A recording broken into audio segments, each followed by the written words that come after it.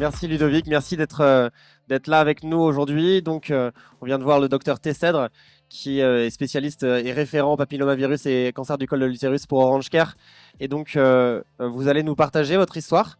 Vous allez nous parler un petit peu de vous, si ça vous va, nous partager comment vous avez vécu ce que vous avez vécu, comment ça s'est passé. Allez-y, présentez-vous. Ok. Donc, je me présente, Ludovic Iriart, ancien rugbyman professionnel, aujourd'hui éducateur sportif dans le bien-être. Et il y a quelques mois de ça, quelques années, j'avais un ganglion qui dépassait et je suis allé voir un ORL.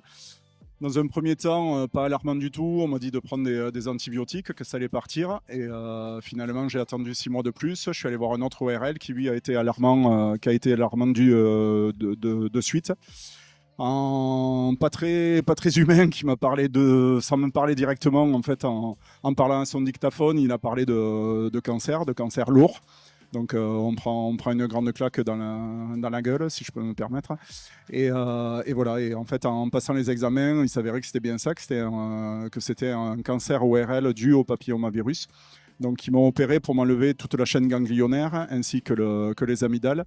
Et derrière, quelques mois après, j'ai dû faire chimiothérapie et radiothérapie. Donc voilà, j'ai accepté de témoigner pour montrer que le papillomavirus ne touche pas que les filles. Et c'est des idées reçues. Beaucoup de personnes pensaient avant que les hommes étaient porteurs et qu'on transmettait aux filles, mais que les hommes n'étaient pas touchés. C'est aussi et les hétéros aussi, parce que là aussi, il y a beaucoup d'homosexuels qui sont touchés par ça au niveau ORL, mais ça peut également toucher des personnes comme moi, qui sont sportives, qui ne fument pas, qui ne sont pas... Voilà, donc montrer que le cancer peut toucher tout le monde. Très bien, merci. Revenons un petit peu en arrière et au final, cette boule que vous détectez sous votre barbe, vous allez voir un spécialiste, ce spécialiste, et puis qu'est-ce qu'il vous dit? Combien de temps ça dure pour aller voir finalement quelqu'un qui vous alerte du sujet? Comme je disais, je suis allé voir un premier ORL qui, lui, pensait que c'était une réaction ganglionnaire. Donc, ça arrive que les ganglions réagissent sans qu'il y ait quoi que ce soit. Donc, il m'a mis des antibiotiques. Les prises de sang ne montraient rien non plus. Donc, je n'étais pas forcément alarmant. J'ai passé l'été, je faisais du sport, j'étais en très bonne santé, tout allait bien. Donc, comme je dis, le corps m'a parlé, heureusement. Et c'était pas mon heure aussi, heureusement. Mais après, j'ai vu un deuxième ORL, donc c'était au mois de novembre. Et là, par contre, j'ai souhaité enchaîner assez rapidement parce que voilà, avoir ce corps étranger dans mon corps, ça me plaisait pas forcément. Donc, je me suis fait opérer le 26 décembre, le lendemain de Noël. Et ils m'ont enlevé ça, ils m'ont fait donc une ouverture de l'oreille droite à l'oreille gauche. Ils m'ont gratté toute la chaîne ganglionnaire, ils m'ont enlevé les amygdales, comme je disais. Et après, j'ai attaqué les soins en février et mars l'année d'après. Et aujourd'hui, comment ça va? Alors aujourd'hui ça va, comme je dis, c'était pas mon heure. Malheureusement, d'autres cancers touchent aussi d'autres hommes et j'ai perdu 2 amis, donc voilà, c'était pas mon moment, je pense. Et aujourd'hui ça va, j'ai repris le sport, j'ai des examens à faire. Au début c'était tous les 3 mois, après tous les 6 mois. Aujourd'hui c'est tous les ans, donc c'est un peu plus espacé. C'est quelque chose qui peut être assez lourd parce que vous venez de faire un examen et en suivant, ils vous demandent de prévoir pour l'examen suivant. Donc, c'est quelque chose qui est pas simple. Mais comme je dis, on garde le sourire parce que je suis là et même s'il ne fait pas beau aujourd'hui, on est heureux de vivre et de profiter de cette vie. Super, merci du partage.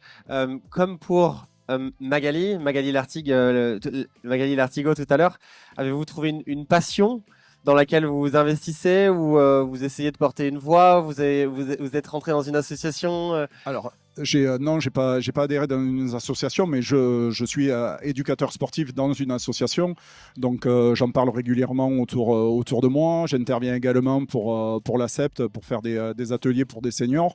Donc je parle énormément de ça pour les grands-parents parce que voilà, la vaccination c'est quelque chose qui est important pour le papillomavirus et pour les filles et pour les garçons.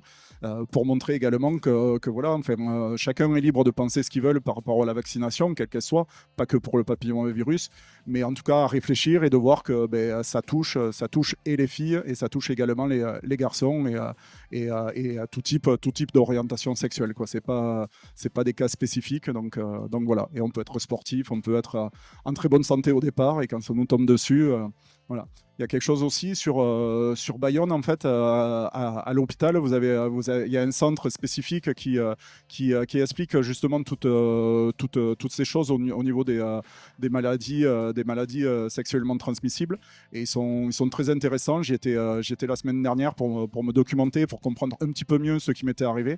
Et c'est assez intéressant de voir que voilà, le papillomavirus est une verrue, donc ça se transmet pas que par le sexe, ça peut se transmettre de différentes façons aussi. Donc voilà, la vaccination, c'est le plus important. Très bien, comme le disait Jacques Tessat juste avant. Pour terminer, est-ce que vous pouvez nous dire une chose, la chose la plus importante que notre public pourrait retenir aujourd'hui, selon vous? Ben, je ne sais pas la chose le plus importante, mais je pense être solidaires les uns les autres, s'aider. Donc c'est ce qui s'est passé sur la course avec le monde qui est venu. Il y a souvent d'autres informations, d'autres événements comme ça. Donc de continuer à faire, parce que aujourd'hui malheureusement on a tous des gens autour de nous qui ont été touchés par le cancer. Donc voilà, ne pas vivre que pour soi et essayer de penser aux autres, essayer de penser à tout le monde, et surtout de profiter de la vie, parce que on sait pas quand c'est qu'on part de cette terre, donc profitons au maximum. Merci Ludovic. Merci à toi.